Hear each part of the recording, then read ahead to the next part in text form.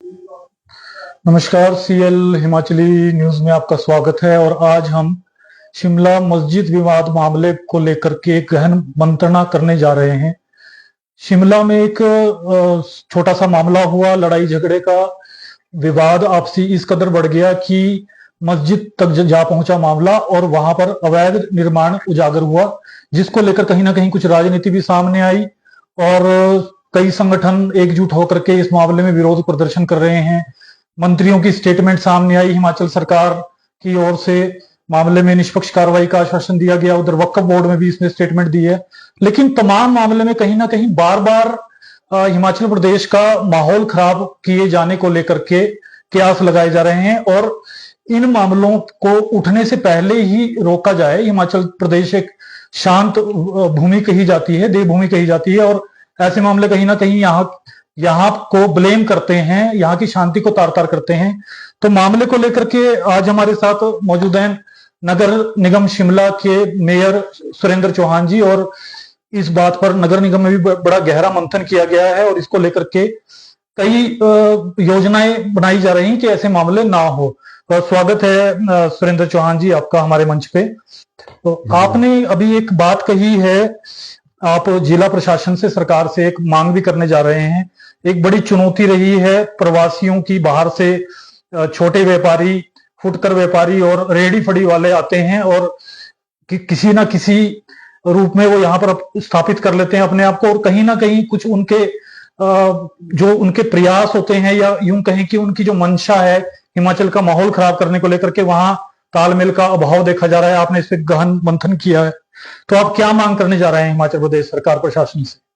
देखिए, मेरा ये मानना है कि जब से कुछ समय से प्रवासी, चाहे वो किसी भी मजहब से हो, वो बाहर से जब आता है तो यहाँ पर संख्या बहुत बड़ी है। कुछ समय से मैंने इस चीज को देखा है कि आप हजारों की संख्या में यहाँ पे एकदम से लोगों की पॉपुलेशन बढ़ी है, और जिसका कोई रिकॉर्ड, मैं इसके लिए मैं एसपी और डीसी दोनों को खत के माध्यम से और मैं पर्सनली भी इसमें मिलने जा रहा हूँ। और मेरा ये मानना है कि जितने भी ये लोग आते हैं उसकी वेरिफिकेशन प्रॉपर नहीं होती है, जो मुझे ऐसा लगता है।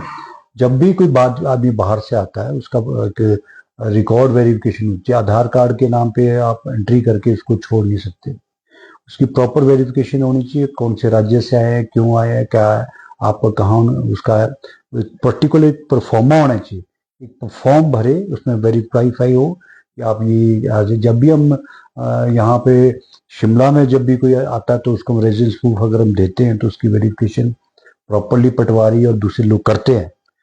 वैसे ही जो बाहर से जो लोग आते हैं, प्रवासी है, वो कहाँ से आ रहे हैं या क्यों आ रहे हैं, यहाँ उनका क्या मकसद है, और यहाँ पर शॉप्स लगाने का और दूसरी सारी चीजें प्रॉपरली वेरिफिकेशन का होना बहुत जरूरी है, जो एक इस चीज को भी आपको दिखाएगा कि आपके लॉ एंड ऑर्डर को भी फायदा देगा, और आपकी जो जनगणना है, आपकी जो पॉपुलेशन है, उसको में भी मदद करेगा। जी, तो ये एक बड़ा अच्छा प्रस्ताव है। हालांकि सरकार में है मेयर सुरेंद्र चौहान, और इनके प्रयास सार्थक साबित भी हो रहे हैं और सार्थक सिद्ध भी हो सकते हैं इस किस्म के प्रयास। लेकिन इसमें एक बड़ा सवाल यह है कि पुलिस प्रशासन की जो भूमिका है वो कहीं ना कहीं नगर निगम के साथ और इस किस्म की कार्रवाई के दौरान तालमेल का कुछ अभाव सा नजर आता है। इस विषय पे क्या कहेंगे आप? देखिए, मैं आपकी बात से सहमत हूँ। ये क्योंकि हमारा जो एजेंसी है, हमारी एजेंसी इस तरह की है कि आपको पब्लिक सर्विस, हमें बेसिक कम्युनिटीज जो हमारा काम वो देना है, लेकिन लॉ एंड ऑर्डर और ये जो उसी चीजें जो है वो पुलिस प्रशासन उसको देखता है। लेकिन मेरा ये दायित्व बनता है कि मैं एक शहर का प्रथम नागरिक होने के नाते मैंने इस चीज को आभास किया है कि डे बाय डे जो है प्रवासियों की संख्या शिमला में बहुत बड़ी है, और सैकड़ों नहीं हजारों की संख्या में बड़ी है। और उसको लेकर के हमारे को एक इस तरह का ये थोड़ी सी सख्ती इसमें करनी पड़ेगी कि आपको कहाँ से कौन आ रहा है, इसका कोई वेरिफिकेशन नहीं है, उसका क्या बैकग्राउंड रहा हुआ है, कहाँ से कौन आदमी है, उसका बैकग्राउंड के बारे में और उसका करेक्टर के बारे में, और कहाँ से किस राज्य से आए हैं, क्या किस मकसद से आए और या क्या आपके कौन इसके यहाँ रिलेशन है, किससे मिलने आए। तो ये सारी चीजें एक परफॉर्मे के थ्रू एक फॉर्म भरे, फॉर्म भरने के बाद उनका पूरा ना केवल आधार कार्ड और दूसरी राज्य का होता है, यहाँ पे आधार कार्ड की उसकी वेरिफिकेशन करके वो यहाँ का आधार कार्ड बना देते हैं। तो एक ये कई चीजें इसमें ऐसा है कि वो यहाँ का भी रेजिडेंस बन जाता है और वहाँ का भी रेजिडेंस बन जाता है दूसरे राज्य का। तो ये सारी चीजें हमको करना बहुत जरूरी है जी। एक बड़ी चुनौती रही है बड़े सालों से, और शिमला में खासकर ये समस्या आम पेश आ रही है कि बाजारों में कहीं ना कहीं अतिक्रमण हुए हैं। हालांकि नगर निगम की अक्सर कार्रवाई की बात भी सामने आती है, लेकिन बार बार कार्रवाई करनी पड़ती है, बार बार वही समस्या सामने आती है। और कहीं ना कहीं इस सारे तंत्र के अंदर जो हमारा व्यापार मंडल है या शिमला में सूद सभा है, कहीं उनकी कार्रवाई का अभाव भी नजर आता है। क्यों, वो अपने अधिकारों को लेकर के जरूर आवाज उठाते हैं, लेकिन समस्याओं को लेकर के कहीं ना कहीं उनकी राजनीतिक संरक्षण की बात सामने आती है। तो इस विषय को नगर निगम नियमों के अंतर्गत किस प्रकार से देखता है और क्या इसमें कार्रवाई का प्रावधान है? देखिए, मैं आपको 2-3 चीजें बताना चाहता हूँ। हमने इसी मंथ हमने 12 या 13 तारीख को एक स्पेशल मीटिंग और स्पेशल हाउस किया, जिसमें वेंडर्स कमेटी की बैठक होती है। हमारे को कोर्ट के माध्यम से भी उस बैठक को कर रहे हैं। और उसमें ये है कि जहाँ वेंडिंग जोन और नॉन वेंडिंग जोन हम बनाने जा रहे हैं, जहाँ पर पॉपुलेशन है, जैसे संजौली का मामला है, संजौली के मामले में हमने ये तय किया है कि संजौली में बाजार के अंदर, मार्केट के अंदर, वहां पर कोई भी तय बाजारी नहीं बैठेगा। उसके लिए जगह अलग से देंगे, या इंजन घर के ऊपर वहां जहाँ पार्किंग का प्लेस है या आईजीएमसी के साथ के पीछे का स्पेस है वहां, लेकिन मार्केट के अंदर वहां पर किसी को नहीं बैठाया जाएगा।